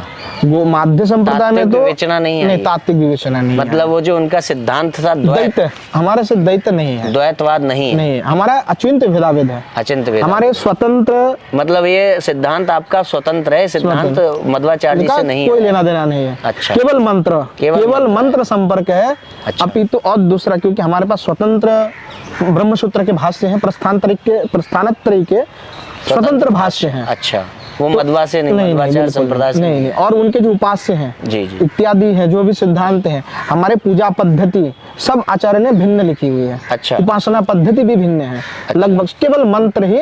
अच्छा, कई जगह पर मतलब ऐसा भी हो, तात्विक विवेचना भी मध्वाचार्य संप्रदाय का जो तात्विक विवेचना उससे इतर है, क्योंकि अचिंत्य भेदाभेद है, क्योंकि उनका तो द्वैत है। हाँ, हमारा तो अचिंत्य भेदाभेद है, उनका स्पष्ट द्वैत है, हमारा तो अचिंत्य भेदाभेद है। मतलब द्वैत भी है, अद्वैत भी है, परंतु जो भेद है वो कैसा है, अचिंत्य है, अगम्य है, क्योंकि तर्क प्रतिष्ठानात् इत्यादि जो शास्त्र में कही गई है, इसलिए वो अचिंतनीय कहा गया है। बिल्कुल बिल्कुल। बाकी जो द्वैत है, अद्वैत है। तो मतलब एक तरीके से कहना चाहिए कि वो लोग जो अपने आप को मध्वाचार्य से संबद्ध बताते कि हमारा ज्ञान, विज्ञान, दर्शन सब उनसे आ रहा है, तो ये कहना सरासर गलत है। नहीं, बिल्कुल अलग, बिल्कुल अनुचित जी।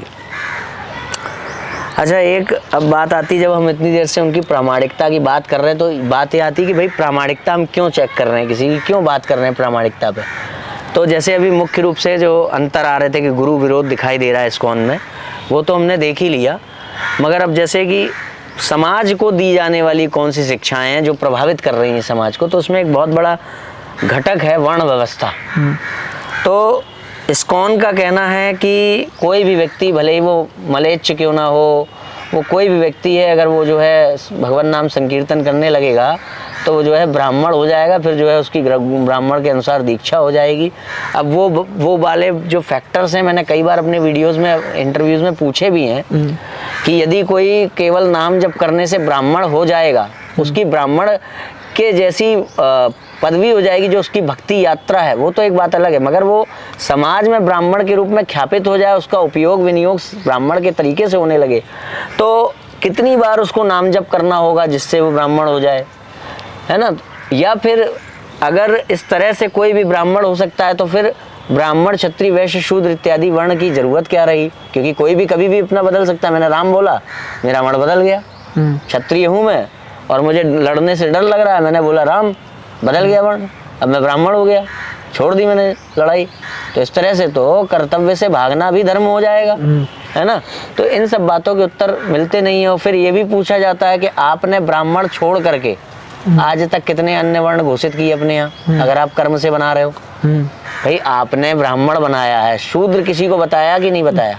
ये तुम जो है ब्राह्मण तुल्य नहीं हुए, ऐसा आपने किसी को कहा? तो शूद्र लेने के बाहर जाते हो इस्कॉन के। तो ये सब बातों पर उनकी तरफ से कोई संतुष्टिजनक जवाब नहीं मिला।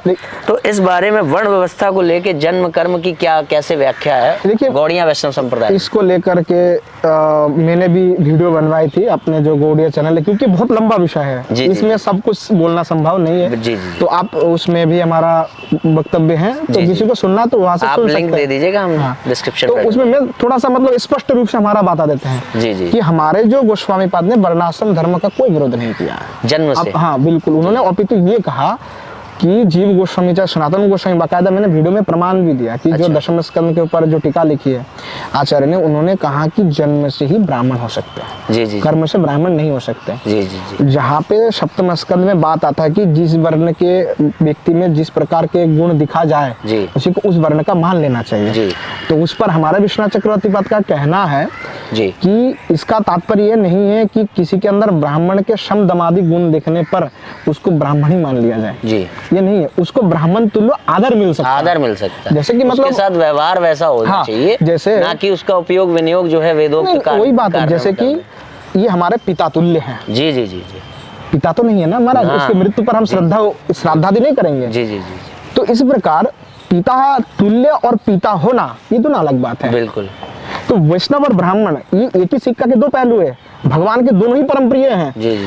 परंतु ये दोनों का अधिकार क्षेत्र अलग है। जैसे मेरा एक उदाहरण भी एक है, जैसे एक स्त्री है, उसका पति और ससुर, ठीक है, दोनों ही आदरणीय हैं जी। पर दोनों के साथ उनका व्यवहार, उनका अधिकार क्षेत्र अलग है। अलग है, अलग। तो ये ब्राह्मण का अधिकार, इसीलिए हमारे आचार्य ने तो सीधा कहा कि श्राद्ध आदि जो भी पुरोहित कर्म आदि उसका अधिकार केवल ब्राह्मण को ही है, जो शास्त्र में दिया गया, तो वो उनका वो कृत्य वही करेंगे। आप वैष्णव हो तो आपको कृष्ण पूजा में कोई भी विधि निषेध आपको नहीं मिलेगा, ना भजन में इत्यादि में कोई बाधा है।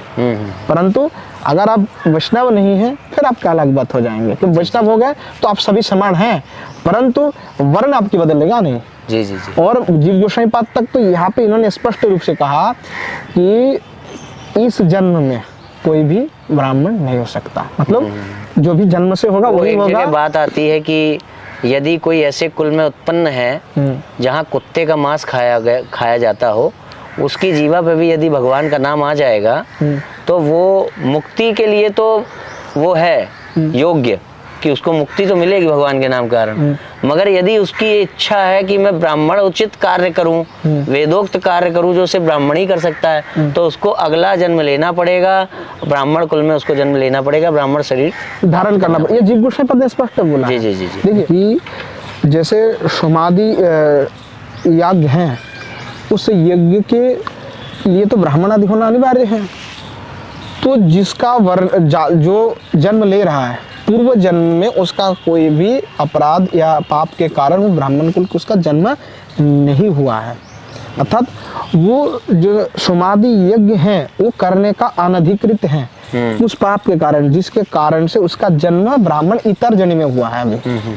ठीक है, तो इसलिए जो भी जन्म होगा अगर भगवान के भी नाम लेते हैं तो उसका कल्याण हो जाएगा, भगवत धाम में चला जाएगा, क्योंकि हमारा मोक्ष मिल जाएगा। हाँ, मोक्ष भी मिल जाएगा, भगवत धाम मिल जाएगा। तो सीधी सी बात है, मतलब यहाँ पे तो हमारे भक्तों तो मोक्ष नहीं चाहते, वो कहते कि हम भगवान की सेवा करना चाहते हैं, दास आदि मतलब जो वही मोक्ष है। बात है आपके उसमें गौड़ीय वैष्णव में थोड़ा सा अलग है। जी जी जी। तो इसमें स्पष्ट सा यही बात है कि जो भी है, क्योंकि हमारा मुख्य उद्देश्य कोई ब्राह्मण नहीं होना है, क्या हम ब्राह्मण होने के लिए आए हैं? जी जी जी। अच्छा, ब्राह्मण जो बनवा रहा है क्या वो ठेकेदार है ब्राह्मण बना के? नहीं, बिल्कुल बिल्कुल। किसी को भी आप उठा के ब्राह्मण बना देते क्या? अच्छा, आप तो सबको ये दिखा रहा है कि हम ही एकमात्र यज्ञ पूर्ण संगठन है जो ब्राह्मण बनाते हैं जी। तो मेरा सवाल यही है भाई, आप जो कृत्य कर रहे हैं तो क्या आपके ब्राह्मणत्व का विचार कौन करेगा? आपके भी तो विचार होना चाहिए, क्योंकि आप भी तो विचार करके सबको बनवा रहे हैं, तो आपका विचार करेगा कौन? दूसरे लोग भी करेंगे ना। स्वयंभू है। हाँ, आप तो स्वयंभू है। तो हमारे आचार्य तो सीधा कहा कि उसके लिए दूसरी जन्म की आवश्यकता पड़ेगी अगर उसको करना है।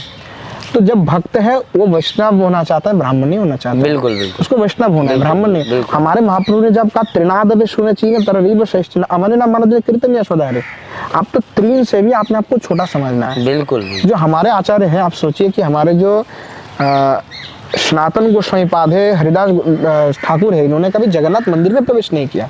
क्यों? कहते कि हाँ, जवन हरिदास जो हरिदास जी है वो कहते कि मैं जवन के घर में पाला बड़ा हूँ, अन्न खाया हूँ, इसलिए भाई मैं वहाँ पे प्रवेश का अधिकार। ये लोग उसी के नाम से कहते, देखिए चैतन्य महाप्रभु ने देखिए उनको जो है वो किया। तो मैं उनसे पूछता हूँ भाई, वो अगर उन्होंने उनको शरण दी हरिदास ठाकुर जी को, तो क्या उन्होंने गायत्री मंत्र दे दिया?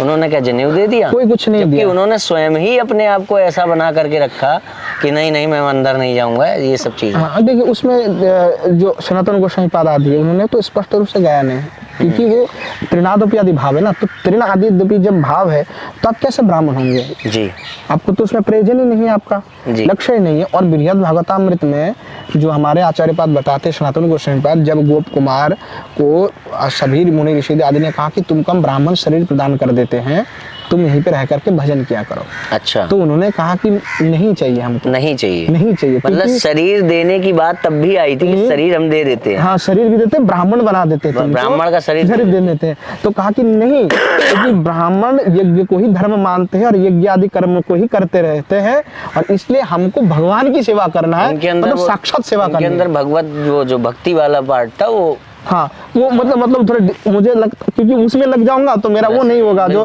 मुख्य जो श्री ठाकुर जी का दर्शन होंगे, सेवा करेंगे, जिस मार्ग में जो प्रवृत्त हो जाता है वही मार्ग उसको सही लगता है। क्योंकि यज्ञ भी धर्म है, परंतु ईश्वर की साकार रूप का उपासना, मधुर रस की उपासना, वो मेरा छूट जाएगा। इसलिए उन्होंने वो लेने के लिए मना ही कर दिया। प्रिय था। हाँ, तो बताइए, जब आचार्य खुद उसको नहीं लेते तो हम कैसे ले लेंगे, हम कैसे उसको ग्रहण कर लेंगे?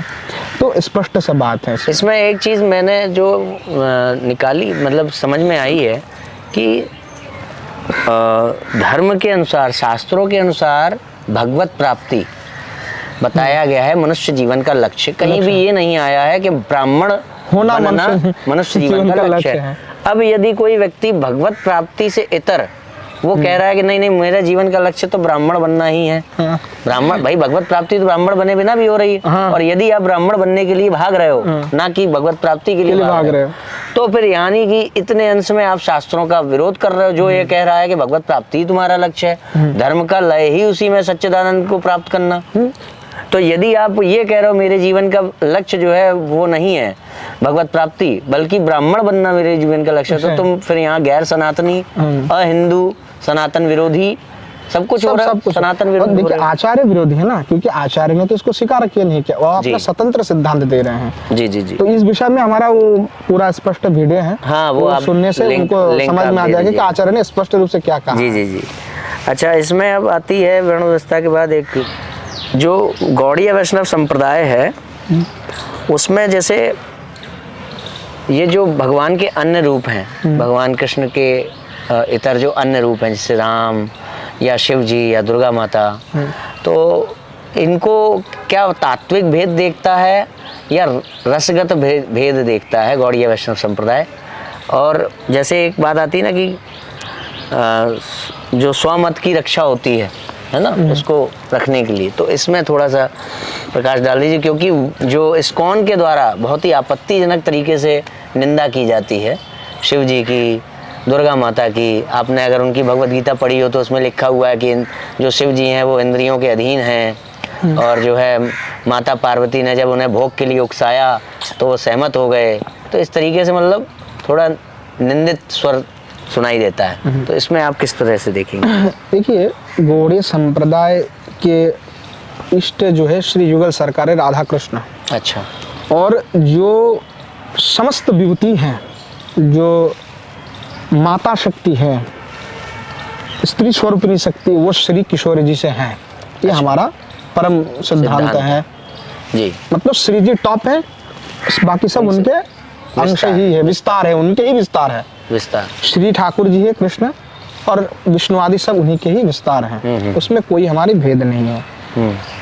जो शिव आदि हैं उनके साथ भी भेद नहीं है, रसगत भेद है, रसगत भेद, रसगत तात्विक भेद नहीं, तात्विक भेद नहीं है जी। हमारे आचार्य ने स्पष्ट कहा, जो शिव चतुर्दशी जब हम व्रत मनाते हैं सदाशिव, क्योंकि शिव रहस्य आदि ग्रंथ में भी सदाशिव को ही परम तत्व माना गया, सदाशिव के ही विस्तार शिव आदि हैं जो। अच्छा। क्योंकि हमारे यहाँ पे सिद्धांत ये आता है कि जैसे ब्रह्मा जी, कोई भी जीव फिर ब्रह्मा भी हो जाता है कई बार, तो ऐसे कई कल्प में भी कई बार जो साधारण जीव है उसको भी शिव उपाधि दिया जाता है, तब भगवान सदाशिव होकर के विराजमान होते हैं, और साधारण जो जीव है उसको उपाधि मात्र प्राप्त हो जाता है। कई बार इच्छा भी होता है ना किसी, तो वो उपाधि से बनता है उस। हाँ। अच्छा। तो ये तो सदाशिव जो होते वो, ये जितने भी भगवान के अंश आदि है सब समान है, जो नारायण है विष्णु है सब समान है, केवल रसगत भेद है। शिव जी और कृष्ण में भी रसगत भेद, तात्विक भेद तो नहीं है, तात्विक भेद नहीं है। अच्छा। मतलब जो सदाशिव हैं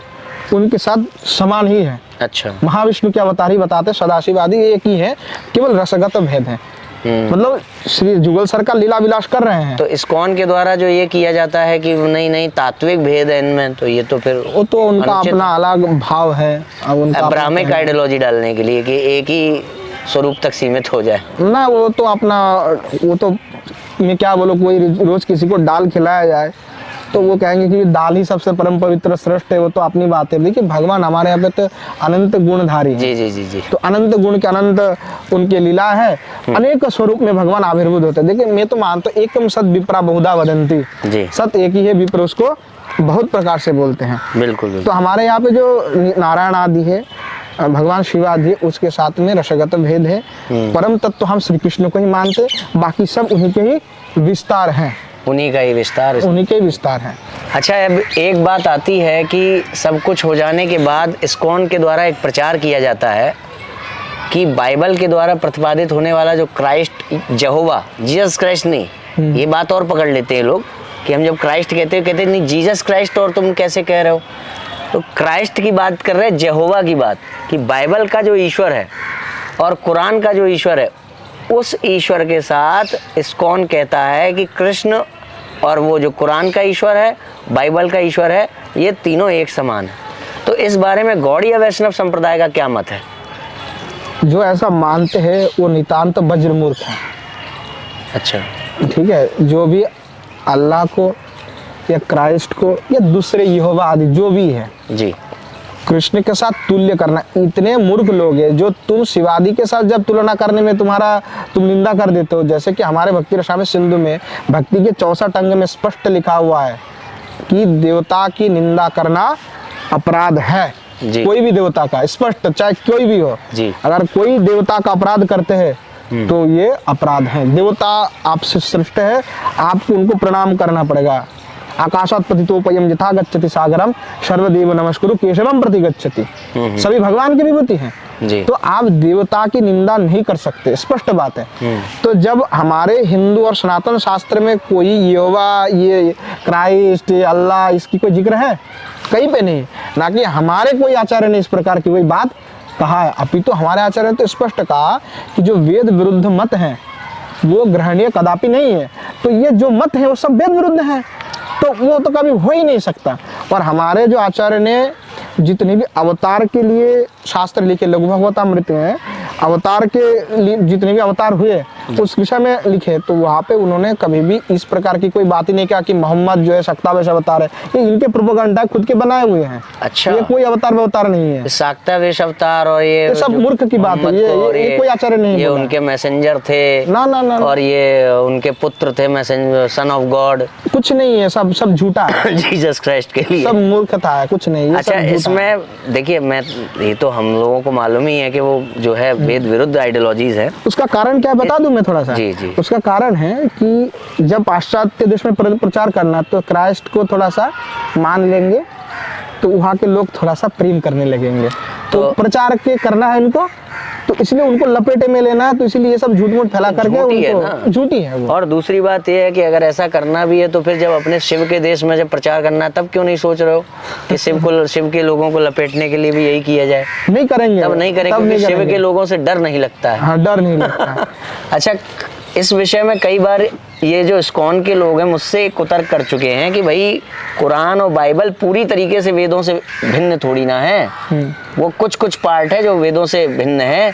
तो थोड़े से पार्ट भिन्न होने के चक्कर में हम ये थोड़ी ना कह सकते कि वो वेद विरुद्ध हैं। तो पहली बात तो ये है कि इन किताबों ने स्वयं ही ऐसे सिद्धांत दे दिए हैं जो कि वेदों से किसी भी प्रकार से सामंजस्यता बिठाने से मना कर देते हैं। जैसे कि ये किताबें स्वयं ये कह रही है, कुरान ये कह रही है कि मैं उतरी हूँ सबका सत्यापन करने के लिए, मैं सबका सत्यापन करूंगी। तो वेद का सत्यापन कौन करेगा? कुरान। तो यदि वेद के साथ आपको कुरान की सामंजस्यता बिठानी है तो कुरान की वो लाइन आपको मिटानी पड़ेगी कि वो सबका सत्यापन करेगी। अब जब आप उस लाइन को मिटा दोगे तो क्या वो वही कुरान होगी जो आज वो कुरान है? नहीं होगी। वो उसको आपको दूसरा नाम देना पड़ेगा कि बदली हुई कुरान, आयत मिटाई गई कुरान, यही तो नाम देना पड़ेगा। अगर मान लीजिए कोई एक बुक है, उसमें कई सारे पेजेस हैं और उसमें से एक पेज हम नहीं ले रहे हैं, फाड़ रहे हैं, तो अब वो बुक नहीं है जो थी, अब वो बुक फटी हुई बुक है ना।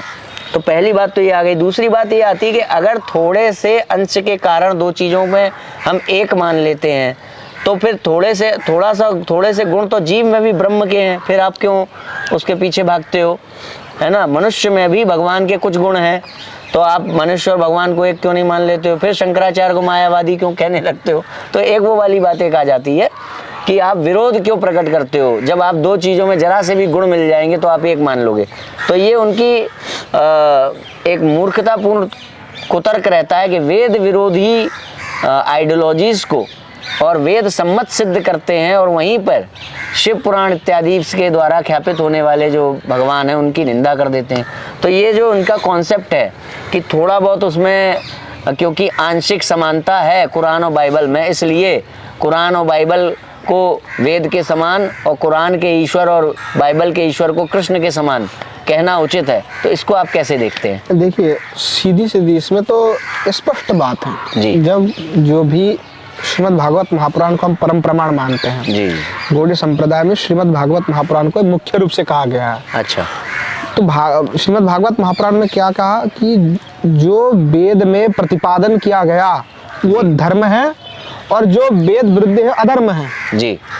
जो वेद प्रतिपादन करते हैं, जो वेद में मान्यता है वो धर्म है, जो वेद विरुद्ध है वो अधर्म है। अधर्म है, चाहे वो थोड़ा अंश हो चाहे ज्यादा अंश हो, जी, उससे कोई फर्क नहीं पड़ता है। जी। इसीलिए हमारे आचार्य ने जो बुद्ध के द्वारा प्रचारित किया गया, भगवान बुद्ध के द्वारा भी उन्होंने कहा कि हम अवतार मानते हैं, परंतु उन्होंने वेद विरुद्ध का प्रचार किया, इसलिए हम उनका नहीं मानते। हमारा स्पष्ट यहाँ पे अभिमत है, चाहे कोई भी व्यक्ति हो वेद के विरुद्ध जाएगा तो हम उसका नहीं मानते, चाहे वो आंशिक रूप में हो चाहे वो पूर्ण रूप से। इतना सा भी वो विरोध हो गया तो विरोधी हो गया ना, विरोध हो गया, हम नहीं मानते। और दूसरी बात जो मैं कहूँगा, जो भी ये क्राइस्ट को अथवा जो कुरान के जो ईश्वर है, जो अल्लाह है, इनको जो मानते हैं और मोहम्मद को जो मानते हैं जी, इनकी जैसा कोई वज्रमूर्ख नहीं हो सकता। मैं क्यों बोल रहा हूँ, थोड़ा सा जो अभी आप जो भी लोग इस विषय में चर्चा करते, क्योंकि थोड़ा बहुत हमने भी तो अध्ययन किया, अध्ययन के साथ में थोड़ा बहुत सुना भी है जी।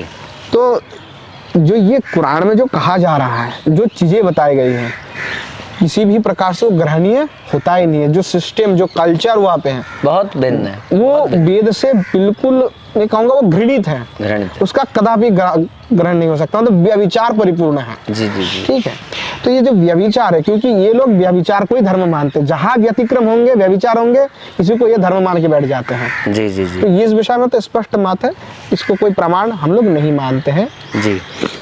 इसमें एक बात ये भी है कि जैसे हमने कहा कि भाई वो अल्लाह है या कुरान है, तो उसकी कुछ चीज़ें मैच करती हैं, इसलिए हमने कह दिया कि वो पूरी तरीके से विरोधी थोड़ी ना कह सकते हैं। मगर बात ये है कि कुछ चीज़ें जो मैच करती हैं वो कुरान नहीं है, कुछ चीज़ें जो मैच करती हैं केवल वो अल्लाह नहीं है। कुरान और अल्लाह वो है जो उसके साथ साथ बहुत सारी चीज़ों को मिला के एक बुक बनी जिसका नाम कुरान है। कुरान कोई एक लाइन नहीं है, कुरान कोई एक पेज नहीं है, बहुत सारी चीज़ें हैं, बहुत सारे इसमें सिद्धांत हैं जिनको मिला करके एक नाम दिया गया है कुरान। इसी तरीके से बहुत सारे लाइन्स हैं, बहुत सारे सिद्धांत हैं जिनके द्वारा पूजित होने वाला जो एक ईश्वर है वो उनका है, काल्पनिक है, जो भी है, मगर उसका नाम है अल्लाह। ठीक है, तो जब हम कहते हैं कि उस एक लाइन की वजह से हम उसको मैच करा लें कि वो एक लाइन मिल तो रही है तो इसलिए वो विरोधी नहीं, वो तो हमारे साथ के ही हो गए, तो ऐसा हम नहीं कर सकते, क्योंकि वो एक लाइन कुरान नहीं है, उस एक लाइन के द्वारा केवल अल्लाह नहीं बन जाता है, अल्लाह बनता है पूरी कुरान के द्वारा, और कुरान बनती है बहुत सारी आयतों के द्वारा। कुछ एक आयतों के कारण हम कुरान को वेद सम्मत या अल्लाह को कृष्ण के समान नहीं कह सकते, है ना, सीधी स्पष्ट बात हुआ जी। अब इसमें एक बात आती है कि जिस प्रकार से जीवीसी नाम का जो संगठन है वो इस्कॉन का संचालन कर रहा है, एक लाइक ए बिजनेस मॉडल, तो इसको आप किस तरह से देखते हैं? देखिए, पहली बात तो हमने जो परंपरा तो स्पष्ट खंडित है जी, और जो जीवीसी के द्वारा जो किया जा रहा है, अब देखिए कि हमारे जो मायापुर इन्होंने बनाया, जो मायापुर है आज इस्कॉन के सबसे बड़ा बंगाल में जी, मायापुर ही अप्रामाणिक है जी। ठीक है, जो मायापुर अप्रामाणिक क्या बात कर रहे हैं? जो असली मायापुर है वो प्राचीन नवद्वीप है। इन्होंने जो अभी मायापुर बनाया, जो टेम्पल बनवाया, ये जो केदारनाथ भक्ति विनोद की और भक्ति सिद्धांत के द्वारा बनाई गई है, और जो अपने आचार्य हैं जो अपने पूर्वाचार्य हैं, गौड़ीय वैष्णव, हाँ, मूल परंपरा के, वो उसको नहीं मानते। हम लोग मायापुर को नहीं मानते, वो उनके द्वारा डुप्लीकेट बनाई गई है। अच्छा, हाँ, वो डुप्लीकेट। और वास्तविक मायापुर कहाँ पर है? वास्तविक माया गंगा जी के उस पार में है। अच्छा। वो असली नवद्वीप है। अच्छा। असली नवद्वीप जो है वो वहीं पे है। जहाँ ये मायापुर का टेम्पल बना हुआ है, वो नकली है वो। अच्छा। वो मियापुर था, ओहो, उसका नाम था पहले मियापुर, उसी को मायापुर मायापुर कहा बनवा गया है। अच्छा। और क्योंकि असली नवद्वीप में उनको स्थान ही नहीं मिला, जगह ही नहीं दिया, क्योंकि मूल परंपरा के उस समय में प्रामाणिक थे, इसलिए उनको मौका ही नहीं मिला वहाँ जाने का, किसी ने स्थान ही नहीं दिया उनको। फिर उन्होंने अपना पैसा आदि खर्च करके उधर बनवाया। देखिए और भी है, जहाँ जहाँ हमारे मूल संप्रदाय के मठ मंदिर होते हैं, वहाँ पर करके वह जाते हैं, जा करके आसपास में ही थोड़े देर दूर में जा करके जमीन खरीद लेते हैं, खरीद करके वहाँ पे अपना मंदिर खड़ा करते हैं और सेम उसी के नाम पे वो बनवाते हैं और लोगों में ये प्रचार करते हैं कि ये असली है, वो डुप्लीकेट है। तो ऐसा एक्चुअली क्या है कि धीरे धीरे लोगों में फिर वहाँ पे आने जाने के कारण लोग उसी को ही प्रमाण मानते हैं कि यही असली है, वो डुप्लीकेट है।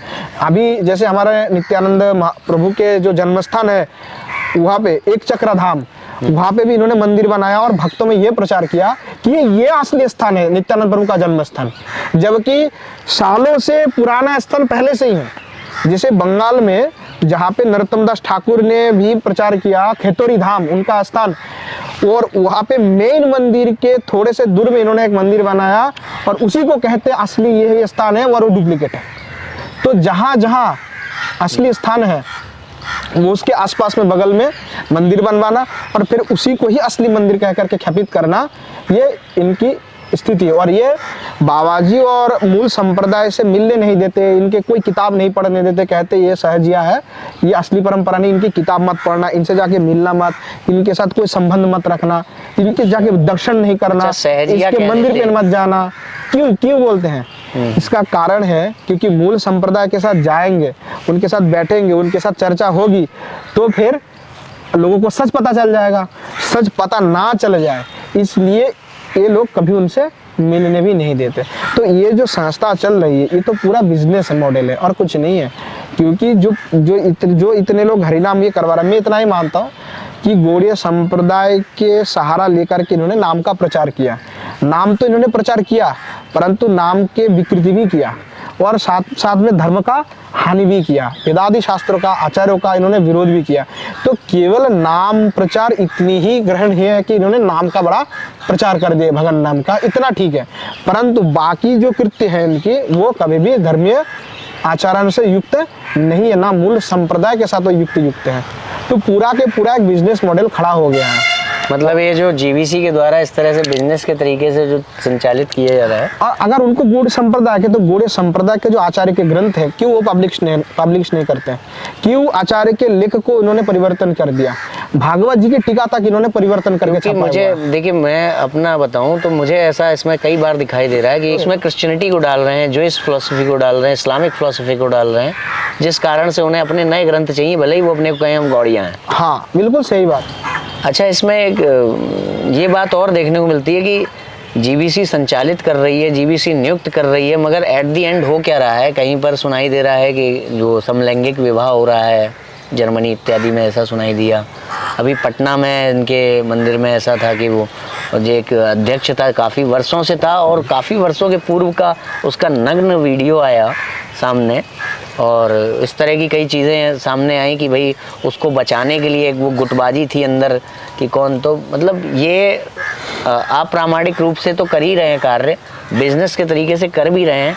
इनपुट जब हमें दिखाई दे रहा है कि अप्रामाणिक है, गलत है, अनुचित है, आउटपुट भी कहीं ना कहीं मतलब गलत ही आ रहा है। अनुचित के द्वारा उचित तो आएगा नहीं निकल के, नहीं। तो वो चीज़ें भी हमें जैसे दिखाई दे रही, तो इस बारे में आप क्या कहेंगे? देखिए, जब कोई भी संस्था अधर्म से आरंभ होगा तो धर्म वहां से निकलेगा नहीं जी। तो जहाँ से परंपरा यहाँ पे खंडित है जी, क्योंकि परंपरागत जो सिद्धांत है वो उनको मिला ही नहीं है, तो कोसों दूर है। इसीलिए जो देखिए आज हरिनाम ये कर रहा है, तो आजकल रैप सॉन्ग करते हैं, हरिनाम नहीं करते, रैप में करते हैं, पाश्चात्य स्टाइल में करते हैं, उल्टा सीधा कपड़ा पहन करके भगवान के सामने नृत्य कर रहा है।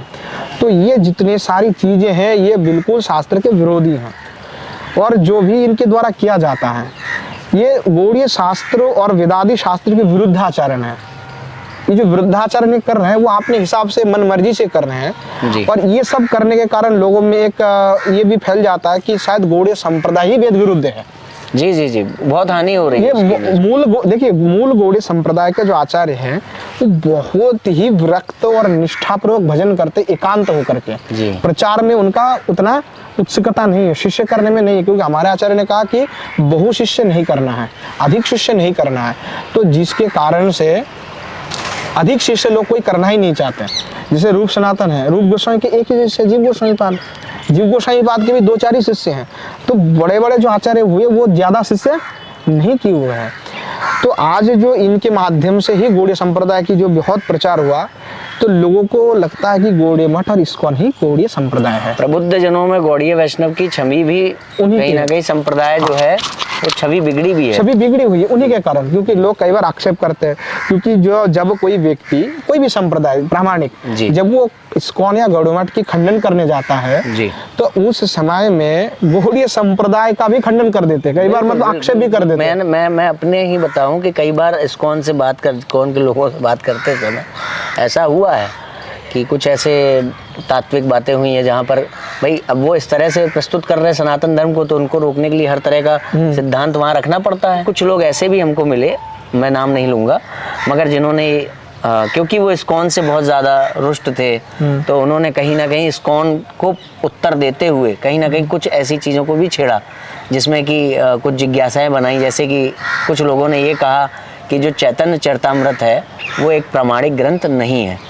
तो बात तो ठीक है कि इस्कॉन ऐसा कर रहा है, तो भाई सामने वाले लोग, क्योंकि इस्कॉन के द्वारा उन्होंने ये भी बताया कि इस्कॉन के द्वारा क्या क्या को प्रचार किया गया उनके लिए, मगर फिर भी इस चीज़ पर चैतन्य चरितामृत पर और मतलब जो लोगों का रुष्ट होना है इस तरह से, और प्रत्यक्ष रूप से गौड़ीय वैष्णव संप्रदाय का कहीं ना कहीं विरोध हो जाना है, तो इसमें आप कैसे रखेंगे, क्या कहेंगे? देखिए कि जो भी लोग चैतन्य चरितामृत के ऊपर आक्षेप करते हैं या अपने संप्रदाय के ऊपर आक्षेप होता है, देखिए संप्रदाय में तो खंडन मंडन कुछ ना कुछ स्वमत प्रतिष्ठित के लिए चलते रहता है, उसमें अलग बात है।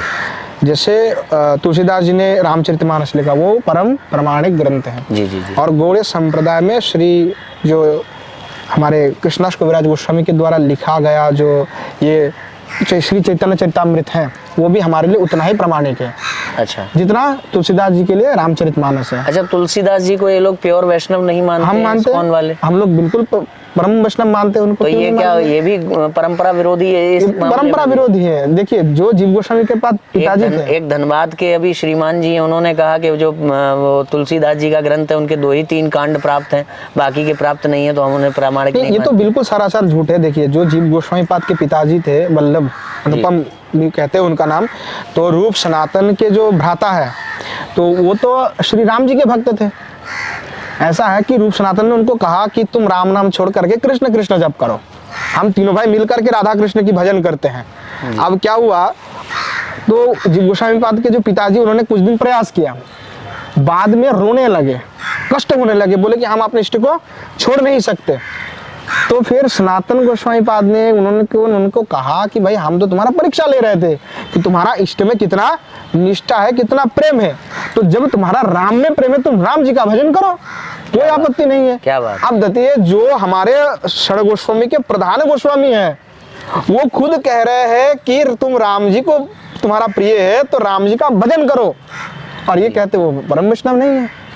ये तो वज्रमर्कु कोई होगा तो बोल सकते हैं तुलसीदास जी। हाँ, तो इसीलिए उसी प्रकार जो चैतन्य चरितामृत है वो परम प्रमाणिक ग्रंथ है। जी जी। और हमारे जो विश्वनाथ चक्रवर्ती पाद है, कई लोग कहते हैं कि विश्वनाथ चक्रवर्ती पाद को प्रामाणिक आचार्य मानते हैं। जो लोग आक्षेप करते हैं वो लोग रघुनाथ दास गोस्वामी को भी परम प्रमाण मानते हैं और विश्वनाथ चक्रवर्ती पाद को भी परम प्रमाण मानते हैं। मजे की बात, जो मंत्रार्थ दीपिका है उसमें जब कामबीज गायत्री का मंत्र आदि का व्याख्यान करने लगे विश्वनाथ चक्रवर्ती पाद, तो उस समय जो है उनको कुछ उसमें शंका हो गया, तो वो सोचने लगे कि ये शंका सही है कि गलत है।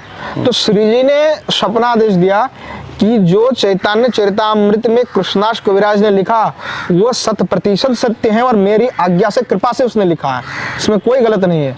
तो चक्रवर्ती पाद ने फिर प्रमाण के रूप में उसी को ही उन्होंने ग्रहण किया हुआ है। तो आपने जो आचार्य है उसमें श्री चैतन्य चरितामृत जो है वो कोई प्रक्षिप्त ग्रंथ नहीं, वो परम प्रमाणिक ग्रंथ है, उसमें कोई भी ऐसी बात गलत नहीं लिखी गई है। जो बात लिखी गई वो परम सत्य है। और जो कुछ लोग आक्षेप करते हैं या जो भी नाती प्रमाण जो ग्रंथ हैं वो लेकर के आ जाते हैं कि ये देखो हमारे पास ये ग्रंथ है और ये प्रमाण है, परंतु जो ग्रंथ लेकर के आ जाते हैं वो ग्रंथ भी अभी इसी सदी में लिखा गया है, इसका भी हमारे पास प्रमाण है, रिकॉर्डेड है, ऑक्सफोर्ड विश्वविद्यालय से प्रमाण भी है उसका कि ये ग्रंथ अभी के लिखे हुए हैं, ये पुराने ग्रंथ नहीं है। तो अभी भी कोई विद्वान हो जाए संस्कृत में कुछ लिख दे और उसको क्या हम प्रमाण मान लेंगे? किसी के नाम पे कुछ भी अब लिख सकते हैं। अच्छा, तो वो अलग बात है। तो ऐसे मतलब झूठे प्रमाण बनाए गए, मतलब कि आक्षेप लगाने के लिए, उसको हटाने आक्षेप के लिए लगाने कि ये के लिए। बहुत पुराना प्रमाण है। हाँ, ऐसे। बस ये बात है। कुल मिलाकर के एक चीज़ ऐसे सामने आ रही है कि इस तरह से परंपराओं का अनाधिकृत रूप से नाम लिया जाना, इस बारे में कोई ना कोई एक विधि का मतलब संविधान अवश्य होना चाहिए कि कोई भी अपने पूर्वोक्त पूर्वाचार से बिना अनुमति के उस नाम का उपयोग ना करे, क्योंकि ये एक बहुत बड़ा आज बिजनेस बना दिया इस्कॉन। बिल्कुल, आप जो सही बात, जैसे गौड़ीय संप्रदाय में 64 श्रीपाठ हैं और उसमें अनेकों पीठ है। देखिए वृंदावन में कोई आए मूल संप्रदाय से जुड़ना चाहते हैं तो हमारे पास भी आ सकते हैं, यहाँ पे ओपन है, कोई भी आ जाए। सप्त देवालय है वृंदावन में, कोई आए गौड़ीय संप्रदाय का तो सप्त देवालय के मंदिर है, वहाँ पे आके दर्शन करें, जो हमारे श्री गौड़ीय संप्रदाय के आचार्य के द्वारा स्थापित की गई है जी। तो जो मुख्य आचार्य हैं वो तो हैं प्रामाणिक आचार्य, परंतु उनके तक लोग पहुंच नहीं पा रहे हैं क्योंकि वो प्रचार में नहीं है, ना तो प्रचार में नहीं है। और फिर ये वाली बात भी है कि अगर किसी को इंस्पेक्टर तक पहुंचना है और बहुत सारे लोग अपने घर के बाहर इंस्पेक्टर की नेम प्लेट लगा लेंगे तो चांसेस कम हो जाएंगे वास्तविक इंस्पेक्टर तक पहुंचना। बहुत बहुत आपका आभार, इतना आपने हमें समय दिया और बड़ा सुंदर आपने जो है कुछ चीज़ें बताई वो जो जन सामान्य के लिए बहुत आवश्यक थी जानना। और बस मैं फिर से वही एक बात दोहराऊंगा कि आपको यदि भगवान कृष्ण की भक्ति करनी है, चैतन्य महाप्रभु जी के द्वारा जिन सिद्धांतों को आप जानते हैं कि चैतन्य महाप्रभु जी ने दिए हैं, उन सिद्धांतों के आधार पर यदि आपको कृष्ण भगवान को प्राप्त करना है तो प्रामाणिक उनका जो संप्रदाय है, प्रामाणिक उनके जो गौड़ीय वैष्णव संप्रदाय है उससे आप जुड़िए, वैष्णव बनिए। कोई आवश्यक नहीं, मैं ये नहीं कहूँगा कि नहीं आप शंकराचार्य जगतगुरु शंकराचार्य जी से ही दीक्षा लीजिए, आप वैष्णव बनिए। वैष्णव शंकराचार्य जी के शिष्य बनते हुए बन सकते हैं, स्मार्त होते हुए वैष्णव बन सकते हैं, मगर यदि आपको इन सिद्धांतों पे भी चलना है तो प्रामाणिक संप्रदायों में जाइए, रामानुज संप्रदाय में जाइए, प्रामाणिक मध्वाचार्य संप्रदाय में जाइए, प्रामाणिक गौड़ीय वैष्णव संप्रदाय में जाइए, मगर इन पाखंडी संस्थाओं से स्वयं को और स्वयं के परिवार को बचाइए, जो केवल पूर्वाचार्यों का ये जो परंपराएं हैं प्रामाणिक, इनका नाम लेकर अपने मंतव्यों की सिद्धि करने में लगे हुए हैं, अपने लाभ के लिए कार्यरत है। तो इसी के साथ हम इस चर्चा को विराम देते हैं। जय श्रीमान नारायण, जय गौर, जय निताय, जय जगन्नाथ, जय जगन्नाथ।